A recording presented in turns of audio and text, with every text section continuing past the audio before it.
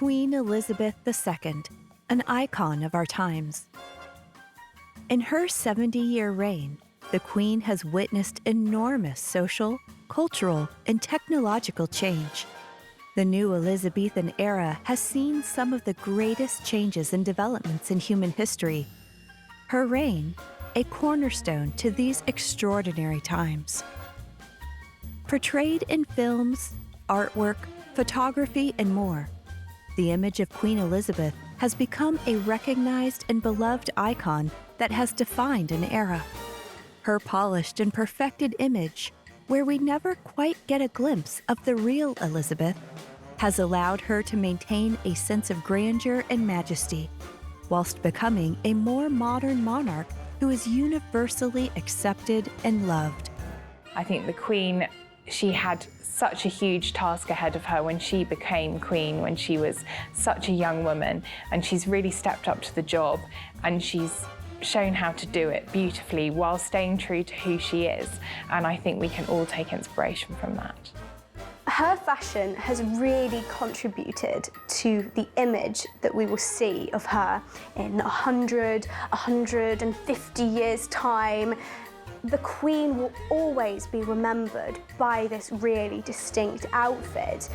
It will very clearly mark a period in history, and people will be able to identify her with ease for years to come.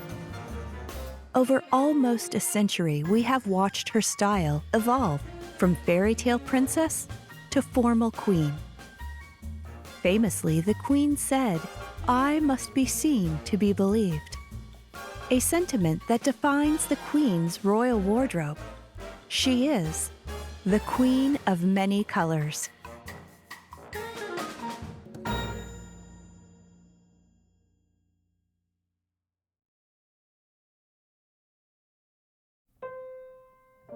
The role of a constitutional monarch is incredibly important. Her role is steeped in history and tradition, but there has been a remarkable change in recent centuries when it comes to the look and feel of the monarchy. The kings and queens of history have demanded great attention, and they have, for the most part, been deservedly revered. The luxury and splendor of their attire was a key factor in creating this great sense of majesty. As the world has modernized and the technological age has dawned, the Queen has taken this on board and modernized her look too.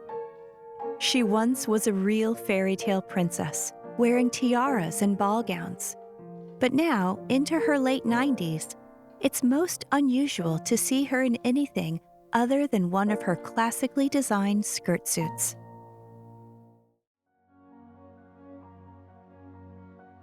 Born a princess in the British royal family, Elizabeth was destined for the spotlight, yet she was not aware of her impending fate to reign as queen.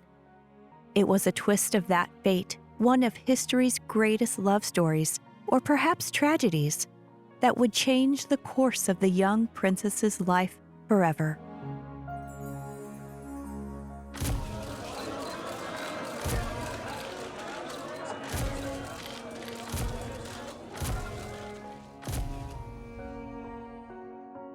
The abdication of her uncle David, King Edward VIII, would leave Princess Elizabeth firmly in the line of succession, and where she would eventually feel the heavy burden of the crown placed upon her head.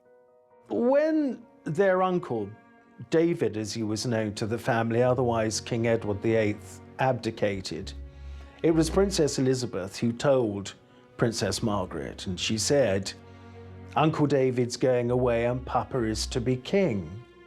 And Princess Margaret said to her, "Does that mean you're going to be queen?" And Elizabeth said, "Yes, one day." And nothing more was ever said about it or between them. And Princess Elizabeth, as we know very well, is able to compartmentalize aspects of her life. So she realized, this girl of 10, that one day she would become queen. Growing up, Elizabeth and her sister Margaret were extremely close. They led a blissful childhood, running around the family estates, tending to their ponies, and so began Elizabeth's lifelong love of horses. It was at this young age that Elizabeth began to develop one of her most iconic styles, the country look. This style, perhaps more than any other, gives us a glimpse into how the Queen may dress if she wasn't our monarch. Her off-duty look is relaxed, practical, and comfortable, yet so well put together. Over the course of her life, it has remained remarkably consistent. Whether she is walking around Balmoral with her corgis or riding her horses at Sandringham, she is easily recognized in this classic and much emulated country style. So the Queen is a real country girl at heart. She has lived a very outdoorsy life. There's nothing she loves more than going on a good hike and going out on her horses. This has been part of her life since she was very little. Her mother spent a lot of time growing up in Scotland and always encouraged her family, her children, to visit Scotland regularly.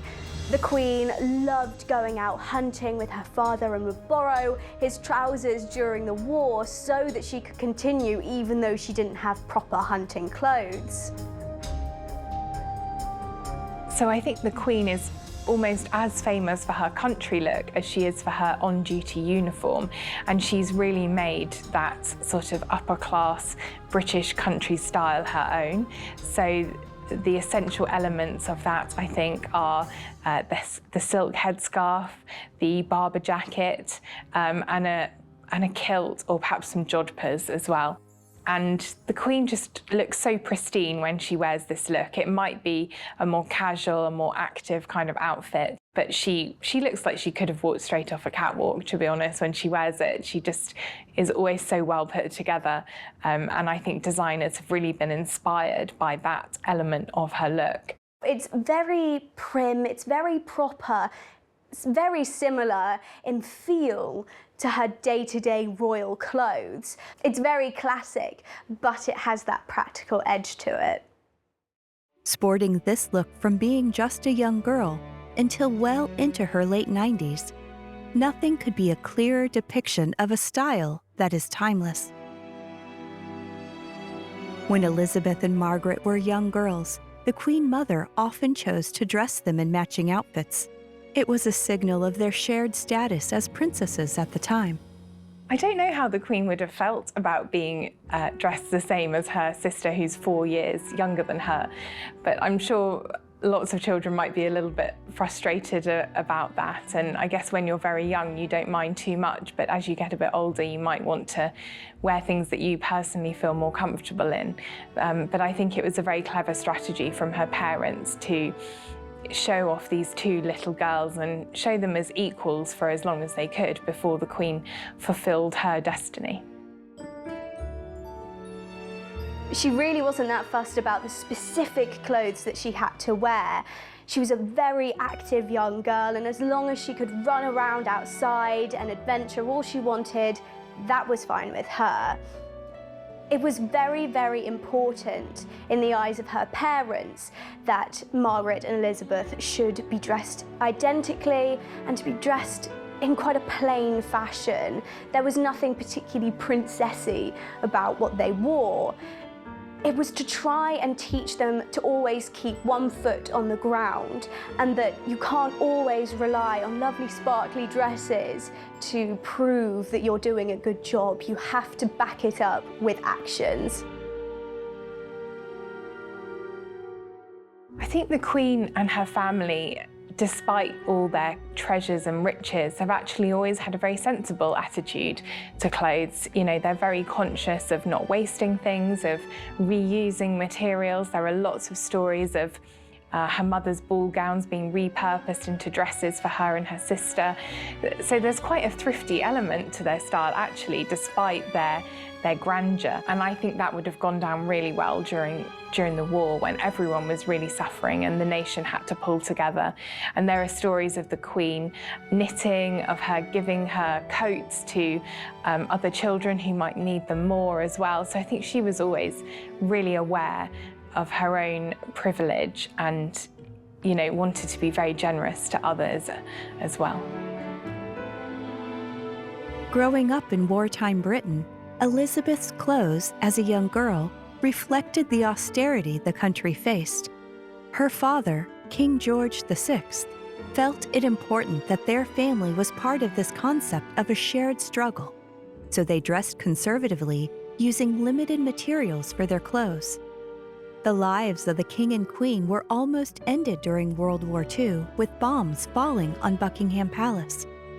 The monarchy faced the same destruction and disruption to their lives as their people, which helped George VI to win over his people's hearts and to genuinely empathize with their plight. So one of the biggest changes that affected the world of fashion generally in the Second World War was the introduction of austerity measures and austerity regulations. These restricted the amount of surface embellishment that could be included on a dress. They even limited the number of seams that certain items could be made using, and this was all in an effort to preserve these valuable materials that were in very short supply. One of the major introductions was ration coupons, which were to prevent people from spending lavishly. And the young princesses, Elizabeth and Margaret, they were not given any exceptions to this rule. They had to follow them. And this was incredibly important for Elizabeth because she was very aware that she was a lot safer than the majority of the people in the country, and she felt very guilty about that she wasn't truly having the same experience as everybody else. Elizabeth and Margaret joined in the war efforts too. Elizabeth became the first female member of the family to serve full-time in the forces, working for the ATS. Princess in overalls. On her 19th birthday, the heiress presumptive to England's throne learns a few facts about tires and carburetors. Elizabeth is in the ATS, or British WAC, and at the King's request, is being treated just like any other trainee. Now, visited by her parents and sister Margaret Rose at a training station in southern England, she shows them she knows a fan belt from a spark plug all right, and isn't afraid to get her hands dirty. Her father gave her an officer's commission early in March. So this was another way for her to continue to understand the country at large. It came at a very awkward time. She was in her teenage years, she was growing very rapidly, which meant she often needed new clothes quite quickly. So to get around these austerity measures, she would borrow her mother's clothes, even some of her father's clothes. So the Queen in this period really reflected this sort of pull yourself up by the bootstraps and do what you can with what you have. There are certainly lots of quotes and lots of information which suggests that she wasn't obsessed with fashion, that the Queen wasn't poring over the latest fashion magazines. But I think she would have learnt from her mother that in the role that she was going to have as an adult, that clothes were very important, and so she would have taken an interest in that sense, knowing that she had to look the part, but she wasn't necessarily wanting to wear all the latest designers and tap into every trend going. I remember the thrill and relief after the previous day's waiting for the Prime Minister's announcement of the end of the war in Europe. My parents went out on the balcony in response to the huge crowds outside. I think we went on the balcony nearly every hour, 6 times. On VE Day, Elizabeth donned her military uniform and stepped into the celebratory throng outside Buckingham Palace, joining in the jubilant celebrations. She pulled her cap down to cover her face, hoping not to be recognized. A night she would never forget. I remember we were terrified of being recognized, so I pulled my uniform cap well down over my eyes. After crossing Green Park, we stood outside and shouted, "We want the King!" And we were successful in seeing my parents on the balcony, having cheated slightly because we sent a message into the house to say we were waiting outside. I think it was one of the most memorable nights of my life. At the end of World War II, Britain was still suffering from the effects of war. The economy was in turmoil, and the sun was setting on its once great empire. The psychological effects of fighting a seemingly never-ending war had had a detrimental impact. But Princess Elizabeth had some wonderful news. She was engaged to be married. The news spread like wildfire in a country desperate for signs of hope and rejuvenation. The wedding would be a beacon of light in an otherwise troubled and deprived nation. Norman Hartnell was well known to be one of Queen Elizabeth's favorite designers. So much so, Hartnell was asked to design two of the most important dresses of her life: her wedding dress and the ceremonial gown to be worn at her coronation. In 1947, 2 years after the end of World War II, Elizabeth and Philip married, and Margaret was a bridesmaid. It was, of course, a very grand affair, and it lifted the spirits of the nation at a crucial time in history.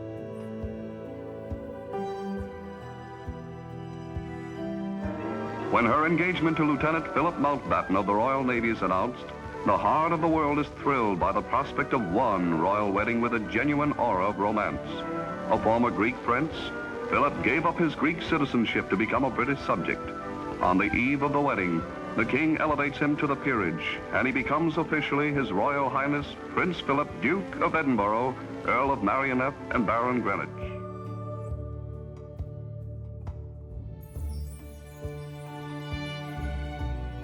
Elizabeth began working with Norman Hartnell as a designer because he had very, very good connections with other members of the royal family. Elizabeth's mother really trusted Norman Hartnell with a lot of her clothes. He was her favourite designer, and so Elizabeth knew she could trust him with the important outfits in her life. So the Queen's wedding dress came at a pivotal time for Britain and the world, really. It was just a couple of years after the end of the Second World War. There had been so much rationing, so much distress, really, and this was an opportunity for a real glamorous celebration. This exciting young couple, this woman who was on the cusp of becoming queen. This was a moment of real excitement, and Norman Hartnell was very conscious of showing that with the dress that he designed for her. So he took inspiration from Botticelli's painting Primavera.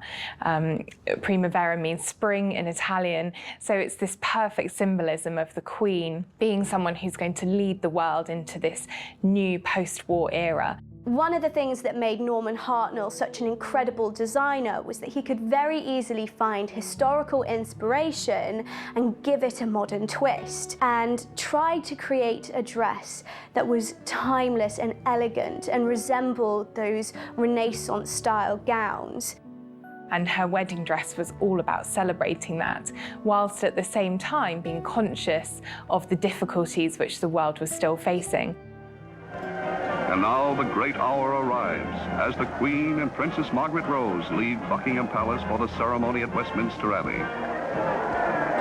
And Prince Philip, with split-second timing, also departs for the great rendezvous.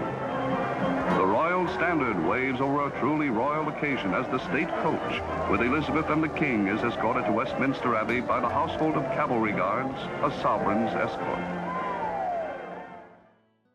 The bride and bridegroom appeared before the cameras. The princess was now seen in the full splendor of that exquisite pearl-encrusted wedding gown, which has truly been described as something out of a fairy tale.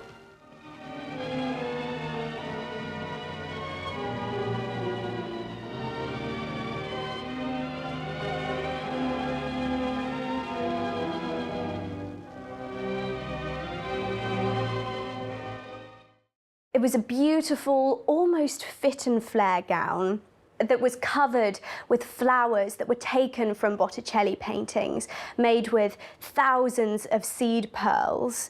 It was truly a beautiful dress that represented this urge for a rebirth after the war.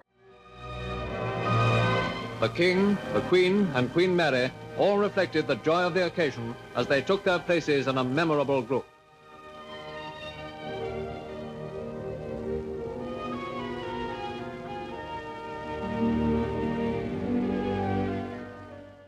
But the problem was, austerity regulations were still in place and ration coupons were still needed for this dress. Now obviously one that's as spectacular as this is going to cost an awful lot. The Queen saved up a lot of her ration coupons, but she didn't quite have enough. So lots of brides-to-be all across the country who wanted their future queen to have the most spectacular wedding dress sent their own ration coupons.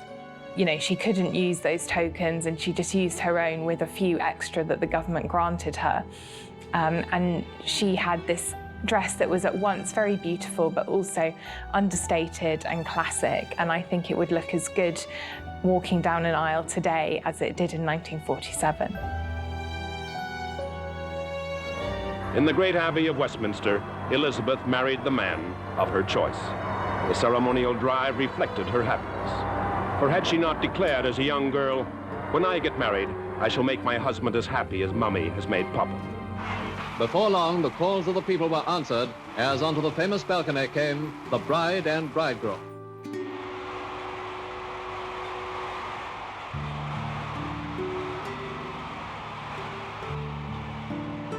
And so to the last chapter in a day of golden memories, as in the gathering dusk, the royal couple prepared to start on their honeymoon journey. Gathered in the palace forecourt, Their Majesties and Princess Margaret joined in saying bon voyage to the bridal couple, pelting them with rose petals as their carriage moved away. A leave-taking in which Their Majesties' good wishes were united with those of their people. May the present happiness of our princess and her sailor husband grow ever deeper with the years to come.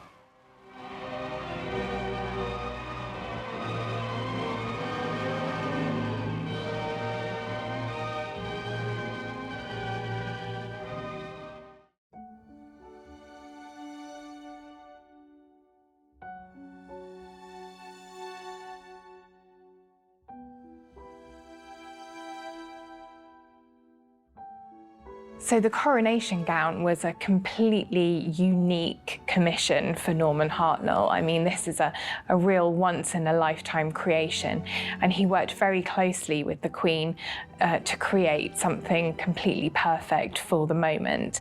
Recently I have been honoured by a request from the Office of the Earl Marshal to design alternative robes for the coronation. Apart from the robe, there was another very interesting job to be done, and that was the designing of a cap of state, which to take the place of the coronet worn hitherto. Now, this was a particularly interesting job for me because I think it's the first time that there has been an alteration in traditional apparel since the days of Queen Anne. So Norman Hartnell had already been working in the coronation preparations long before he was invited to create the Queen's dress.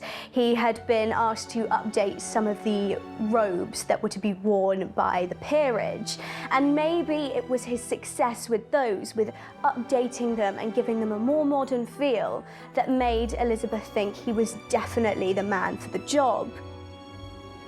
This traditional court robe, you see, is really in three pieces. It has the ermine cape, and then it has this fitted kirtle, and then the long train. And I've tried to incorporate all those ideas into this one garment. There is the ermine cape coming round the shoulders, there it's fitted at the waist, and that has the train. But of course it's not quite as long as the original, because this one is only 18 inches on the ground. That had all been done because of the economy side of it. She wanted something that had a similar feel to her wedding dress, that really honoured the tradition and the history behind the coronation event, whilst also giving it a modern air. Rather than looking at Renaissance inspiration again, Hartnell looked at the mid-Victorian period, which was a favourite of his. So he created a design that featured a beautiful sweetheart neckline, a lovely full skirt, and was very, very plain. When the Queen saw the designs, she loved them, but she did have a few problems. First of all, she thought that the dress should have the emblems of all the Commonwealth nations, not just those of the United Kingdom, so Hartnell had those added. But the Queen also thought that the dress was just a little bit too similar to her wedding dress and asked if he could include some colour in the designs. So he ended up using a multicoloured supply of diamonds to create the emblems. Queen Elizabeth's coronation was truly the event of the century. She was, by that time, filling her father's shoes, and Britain had grown an enormous amount of love and respect for her. She appeared dutiful and stoic, taking on her roles and responsibilities seemingly quite naturally. She was crowned queen on the 2nd of June, 1953, and the event televised, even after strong objection from the Prime Minister of the time, Sir Winston Churchill. Churchill believed that the monarch must remain distant and untouchable, and felt that TV cameras would break the magic.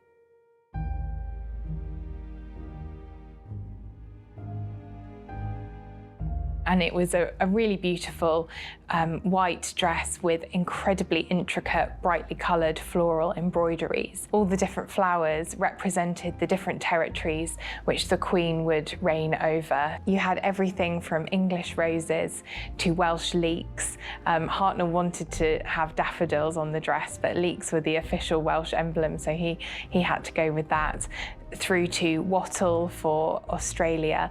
So it was this whole array of beautiful flora and fauna which adorned the coronation gown and made it an absolutely spectacular design. It was very structured, and the Queen is said to have described it as being like a radiator to wear because there were so many layers to get on. But it really has stood the test of time and really looks very spectacular still today.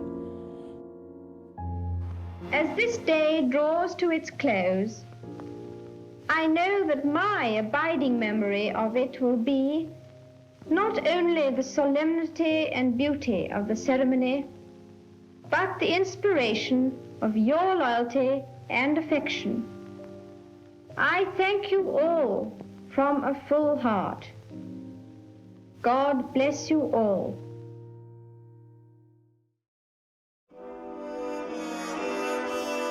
Another dress that garnered much attention was the famous magpie dress. Designed by Hartnell, it was nothing like his usual designs. It was simple and lacked any intricate detail.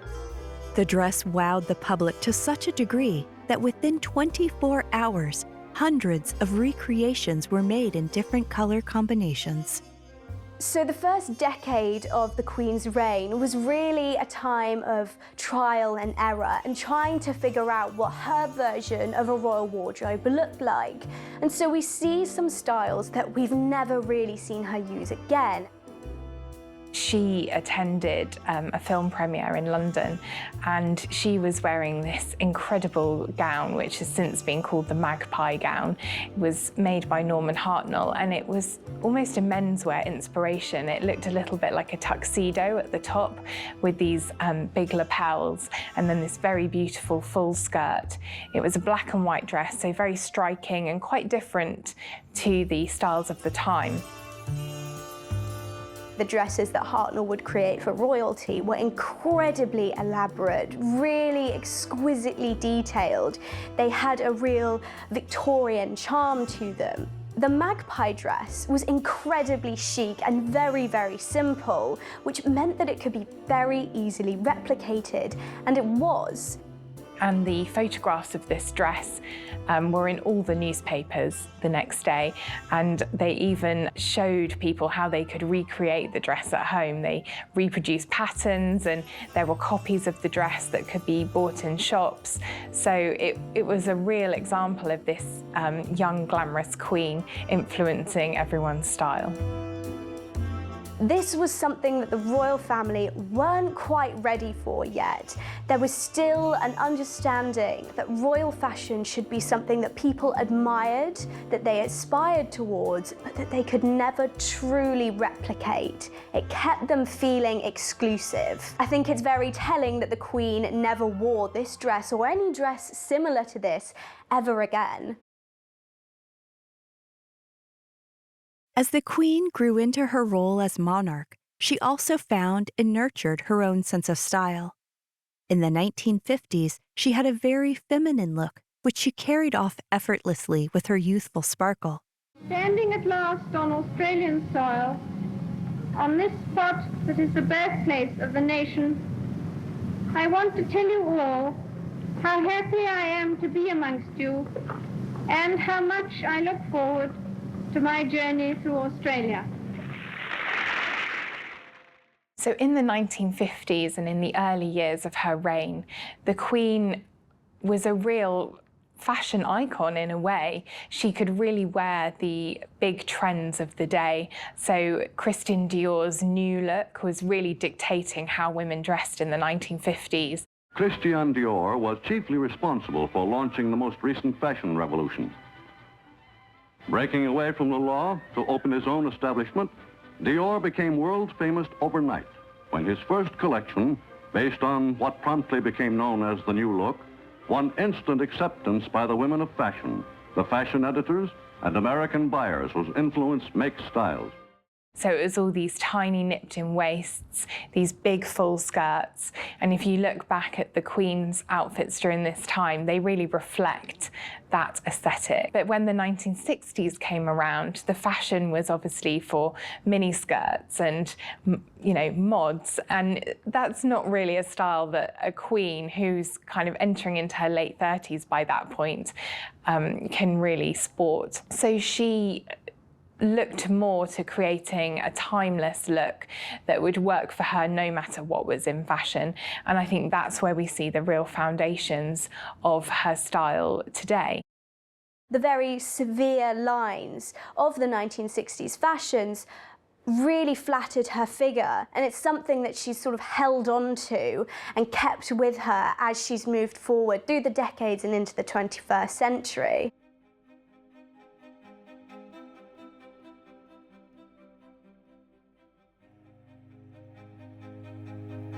Elizabeth and Margaret remained close even in adulthood. Princess Margaret was known to be one of the most fashionable women of the times, and she was a source of great inspiration for Elizabeth.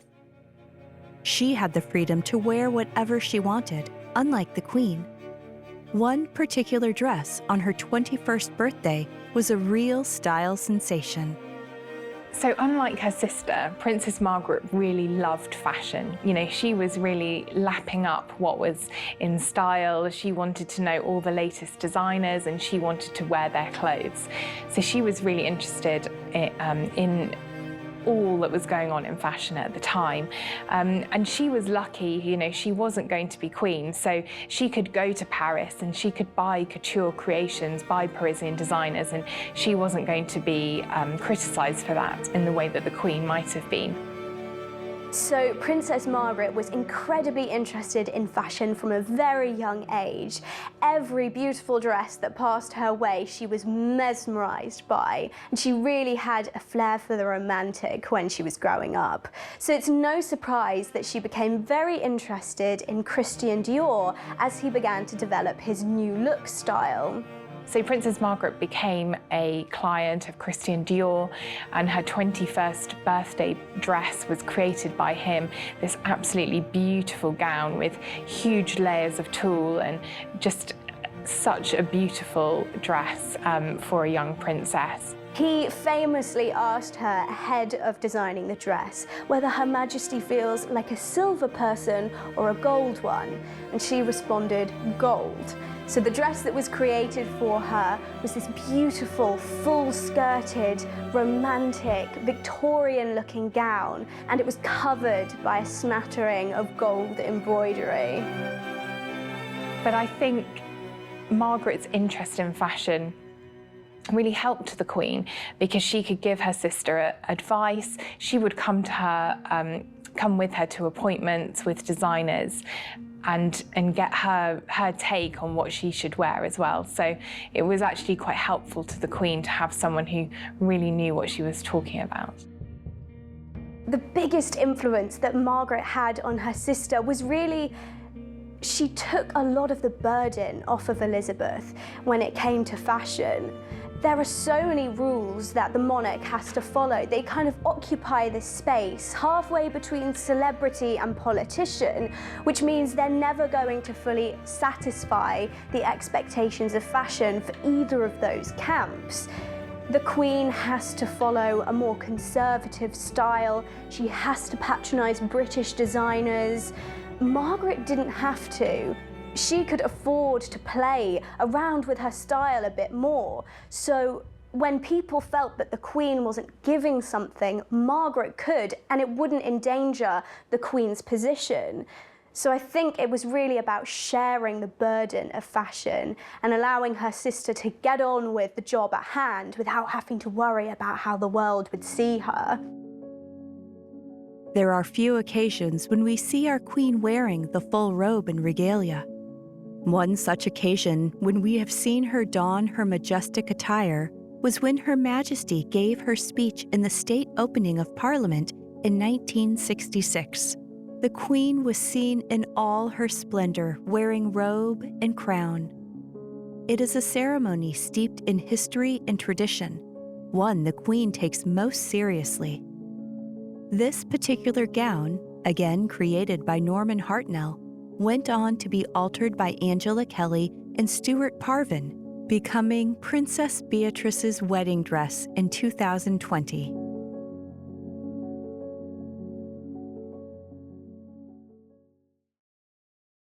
As she matured, she turned away from the nipped-in dresses to more sensible skirt suits, from pastels to bright and daring colors. This signaled a transformation from the delicate, almost mystical princess to a strong and capable queen. By the 1960s and 70s, the speed of change in culture and technology accelerated rapidly. It was a time that the Queen, after advice from her dear husband Prince Philip, began to adapt her role and her appearance as monarch. During this time, she went on her first ever walkabout, leaving the safety of her entourage and getting close up with the cheering crowds, shaking hands and chatting with eager royalists during her Australian trip. Keen to connect more with the people, her walkabout proved enormously popular and is to this day quite naturally a part of many a royal visit. Hardy Armies was another important designer who really helped to craft Queen Elizabeth's style. He became official dressmaker to the Queen in 1955. His contribution to her look saw a more defined style, moving away from the new look of the 1950s, transforming into a cleaner, simpler style. There are more experimental clothes produced in Paris than in London.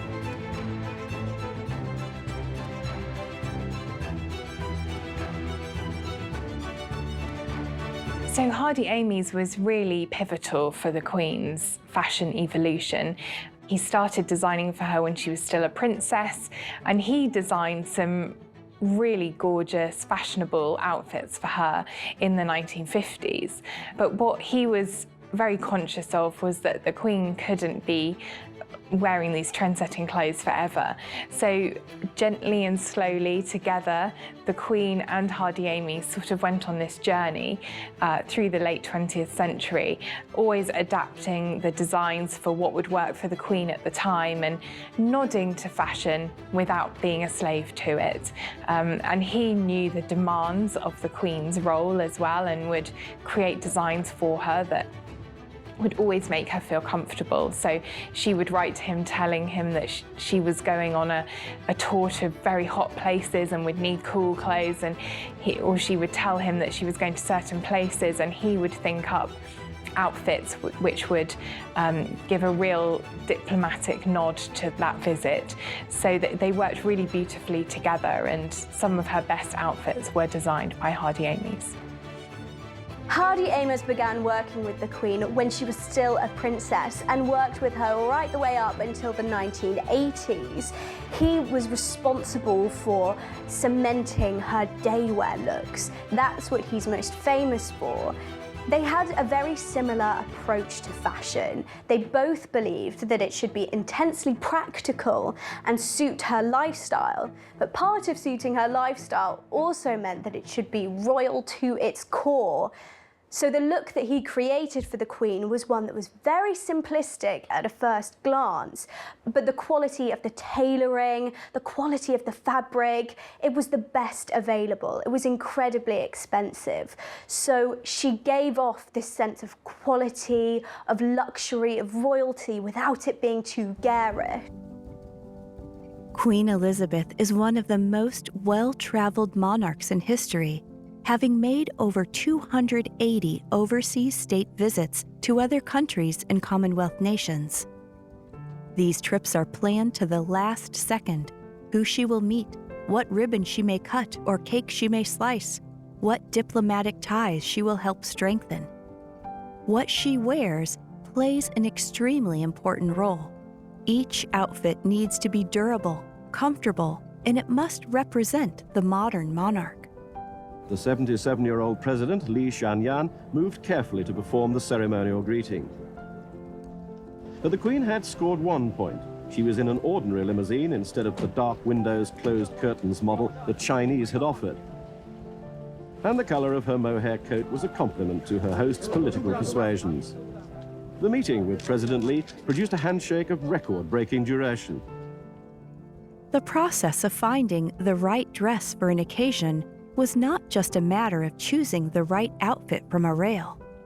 The Queen's dressmakers would come to the palace, sketches in hand, and Her Majesty make suggestions about what she would like added or removed. The dresses would be made and would undergo several rounds of fittings and adjustments to make sure they were just right. So all the Queen's clothes are really perfectly made to the highest possible standards. When you speak to the designers who make her dresses, they speak about how much attention is paid to the quality of the cloth. The Queen has been doing this for a very long time. She knows exactly what her clothes need to do for her, so she has very specific requirements about the whole process. Nothing is picked for her that she doesn't personally approve. Every design that gets sent her way, she needs to give it a tick or a cross to let the designer know whether it's good or bad.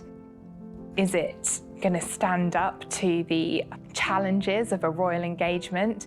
My memories of South Africa are part of me, and I have wanted to return to this magnificent country.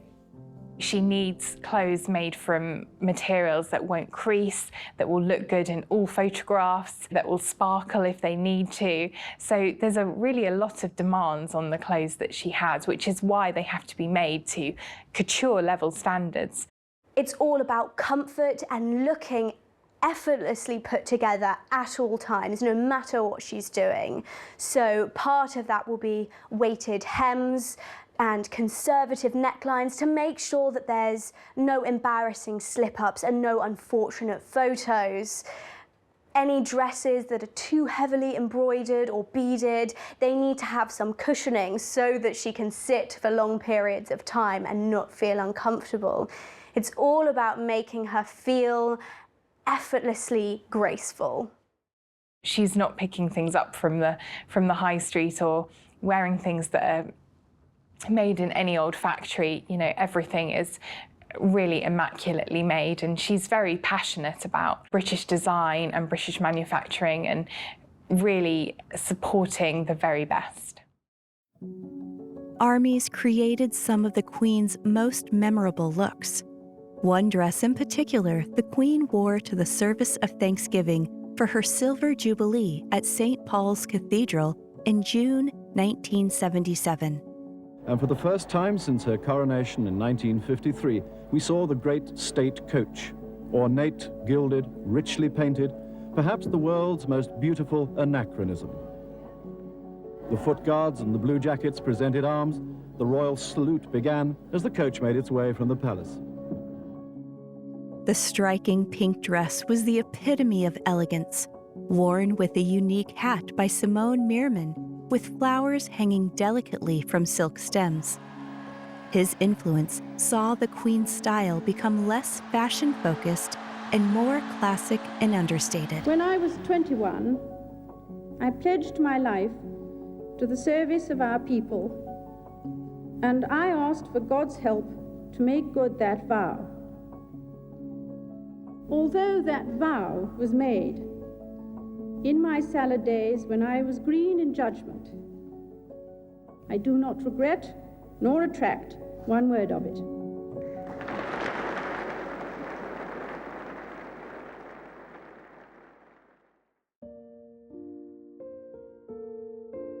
The 90s was a tragic decade for the royal family. In 1992, the Queen would face what she referred to as her annus horribilis. And later that decade, in 1997, the untimely death of her once daughter-in-law, Diana, Princess of Wales.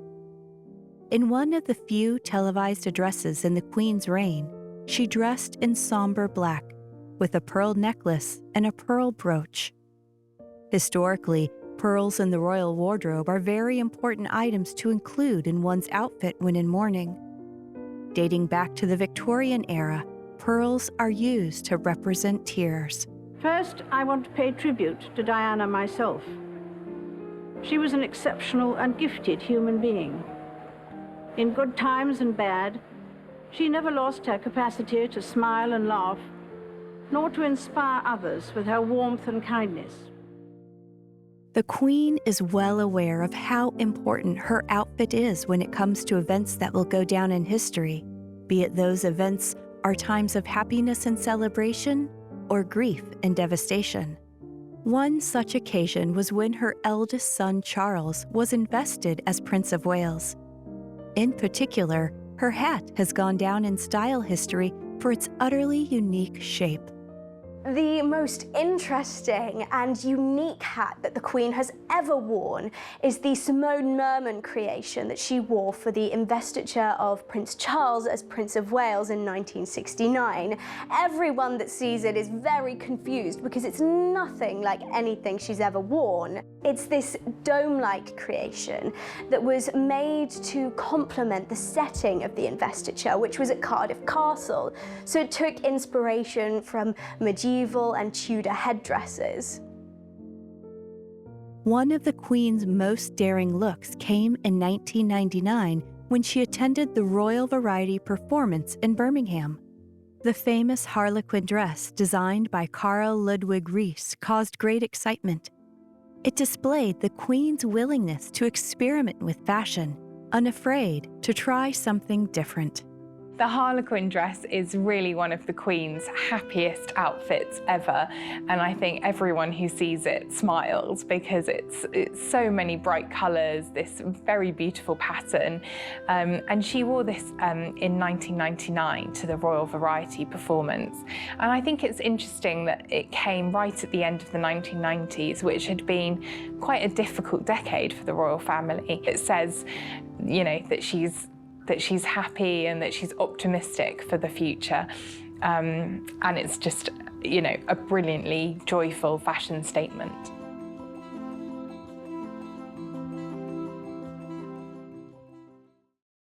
By the 2000s, the Queen's wardrobe needed a refresh. Angela Kelly is the personal advisor to the Queen, meaning she takes responsibility for curating and designing the Queen's wardrobe. Kelly was responsible for the modernized look we know and expect from the Queen today. She thought more could be done to help craft the Queen's image. With bright colors and a filled silhouette, Kelly created the Queen's rather sleek uniform. So Angela Kelly joined the royal household in the late 1990s, and she observed that the Queen perhaps wasn't wearing the most flattering clothes possible. She thought that the Queen could do better, that she could wear more flattering silhouettes, that she could really carry off some brighter colours and some more spectacular outfits, really. And so slowly, Angela Kelly's influence increased, and the Queen had a new fashion strategy in place.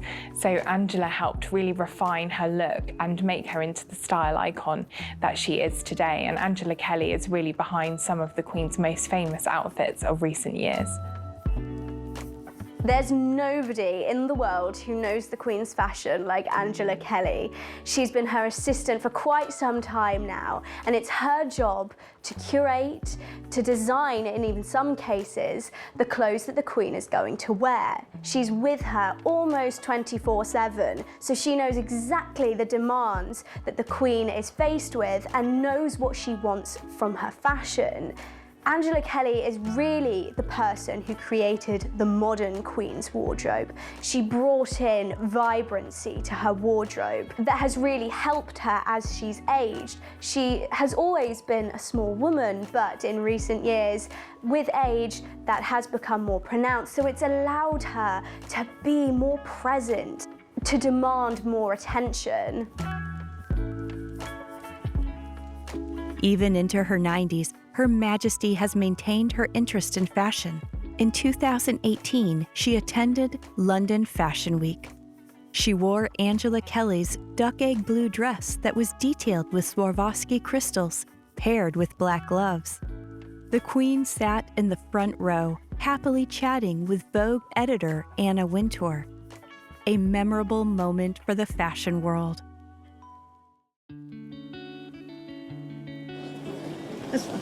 You're not really enjoying it. It is, Your Majesty, it is. A very long journey. Decided to take it easy.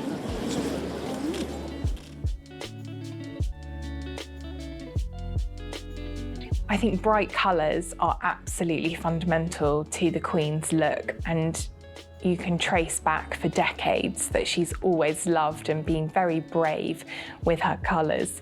So, you know, from lime green to fuchsia to purple to red to cobalt blue to pastels, you know, she's never afraid to experiment or surprise us. I think that's what's so exciting.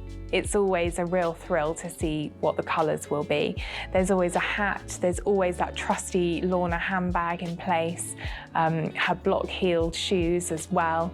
So one part of the Queen's fashion that often gets overlooked is her handbags. She's always seen with a small, very practical handbag, and it's a favourite topic for royal watchers. They all like to speculate about whether or not the Queen has a hidden language with her bags.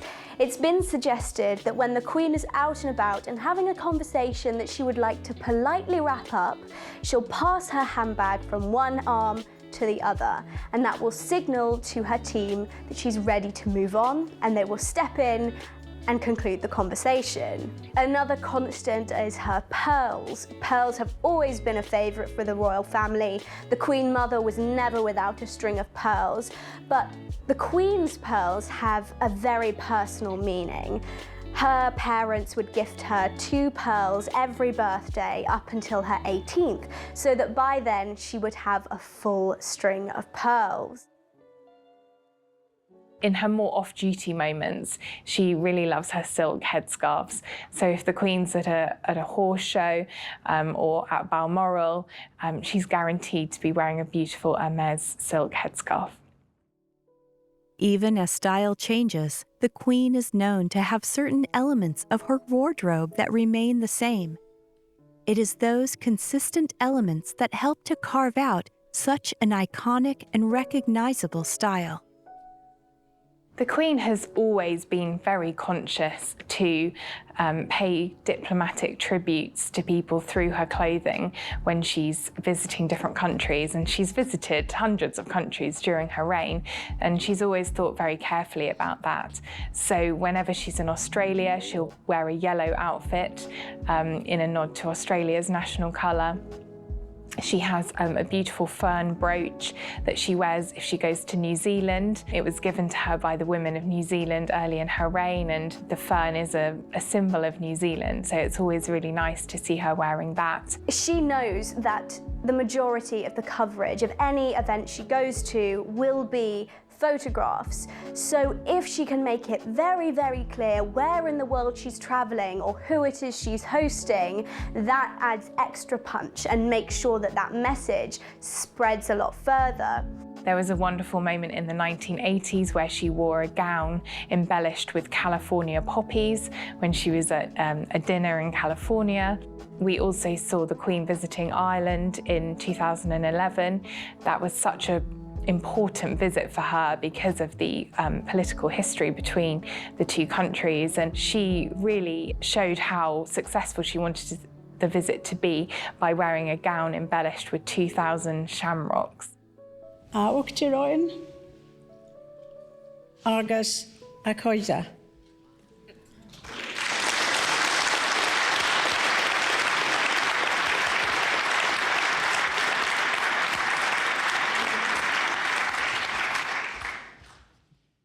Prince Philip and I are delighted to be here and to experience at first hand Ireland's world-famous hospitality. So she will often borrow from the national colours to shape her wardrobe or the colours of the flag. She'll also look for specific emblems, particularly the national flora of that country. A very famous dress of hers is the wattle dress that she wore for her first tour as Queen in Australia, where she incorporated lots of the national colours in her wardrobe, and that dress particularly featured a spray of wattle, the national flower. The shores of Australia slip slowly away from Gothic. This will be their last view of our Southland, possibly for some years to come. But the link, always there, which their visit has so immensely strengthened, will forever remain. Great thought goes into each look. In fact, the Queen often incorporates diplomatic messages into her outfits. One method of achieving this is by the use of color. Sometimes she will wear a historical brooch which reflects lasting relationships with other countries. However, using colors in this way to reflect diplomatic messages, there has been the odd occasion when they have been misinterpreted. One hat of the Queen's that I did really love, she wore to the state opening of Parliament in 2017, and this was a moment when Britain was in the full throes of the Brexit debate, and this hat ended up going viral because it was a blue hat with these yellow flowers on it, which everyone thought created the European flag, and they decided that this must be a message. The Queen's status as a Remainer. Angela Kelly has since said that it was no such message and it was a pure coincidence, but I loved how excited everybody got about that hat.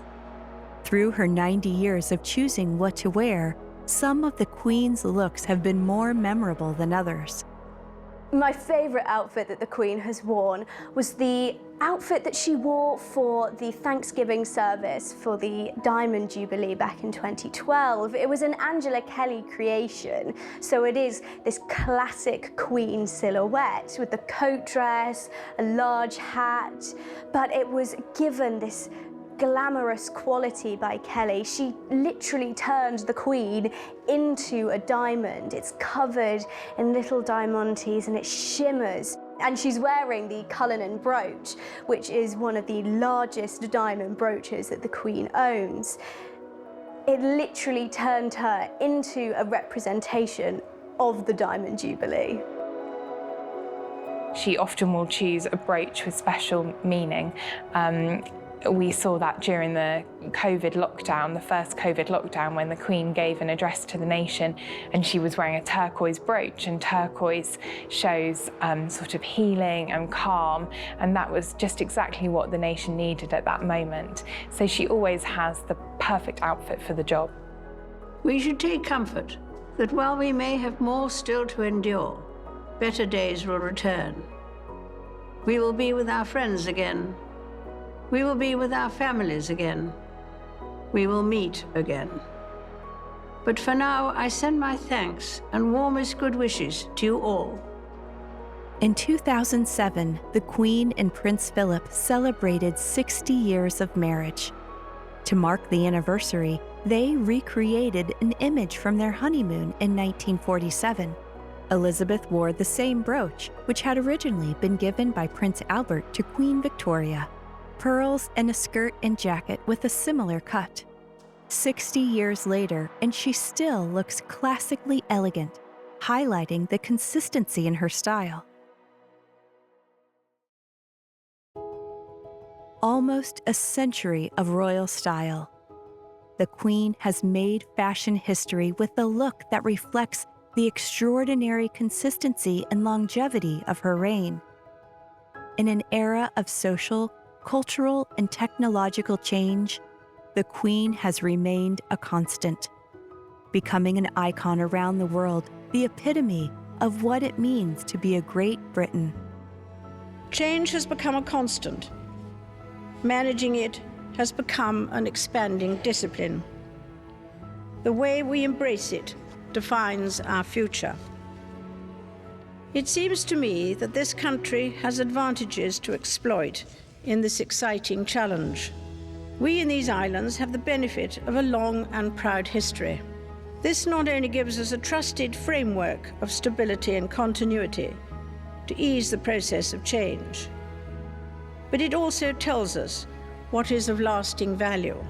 Only the passage of time can filter out the ephemeral from the enduring, and what endure are the characteristics that mark our identity as a nation and the timeless values that guide us. From a princess in wartime Britain to the longest reigning monarch in British history, she is defined in history with a century of royal style as the Queen of many colors.